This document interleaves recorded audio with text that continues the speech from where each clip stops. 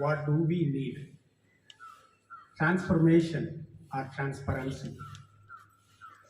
We are all in need of change in our system. It is filled with corruption, violence, oppression, and so on. We need democracy, secularism, justice, equality, and so on. How can we bring the transformation? Can we think about the transformation without transparency? Once the leader of our state said, now there is no corruption, everything is transparent. But one special other account did not come under audit and RTA. We forget that account since it is started during the pandemic period. This means no transparency. Whoever raised their voice for transparency, they are eliminated by the force. And the situation is like this. Can we think about transparency? How can we see the transformation? If you raise your voice for transparency, you will be transferred from place to place or character to character. This will happen anywhere. There is no exception. Still, the voices for transparency echo all over the world. So we can see the transformation, what you will choose in your life and work. Transformation or transparency. Second, right or responsibility. Every human has rights. Rights are born entities. Right to life, right to vote, right to speech, right to take leave also. While thinking about the rights, I remember the responsibility. Responsibility is also a born entity, but we are not carrying as much as rights. We are ready to claim all our rights, but not ready to take any responsibility as the people of this nation.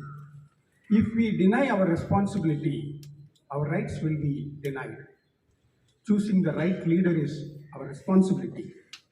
If we deny this responsibility, we will lose our rights. Now it is happening. Realizing our role is our responsibility. What are we going to do? Taking responsibility or claiming rights? Third thing, confrontation or commitment. If children like something, they used to confront their parents to get that. Sometimes parents confront their children for the same thing. Here, ego plays an important role. We can say ego is one of the major reasons for confrontation. We do have many confrontations in our work and life. How to overcome the confrontation? But we never confront justice issues. That kind of confrontation is called commitment. The commitment may help you to avoid egoistic confrontation. What is our commitment? If we remember this, we will not confront any situation. Now, there are many things evolving in our minds. We are searching for answers, or we are trying to justify our standpoints. At this time, prayer will be helpful. But to whom do I have to pray? G-O-D or D-O-G. In both ways, this word gives a different meaning. If I have any problem, I pray to God. God, save me from this kind of situation. I'm not getting any response, but I'm thinking of something. I thought it is by God. The reality, I know and we know. The same way, I look at the dog. It is very much busy, not even looking at me. Still, I construct. Dog says this and that. But the reality, I know and we know. Fortunately, we have no dogs on our campus. About God, I don't know. Still, I am searching. Dog is one of the people deities. It is called Bhairava.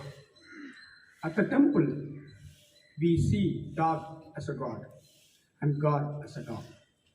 Outside the temple, we are not bothering the dog. The dog also not bothering us. We are denying the dog as God. How can our dog be God's dog?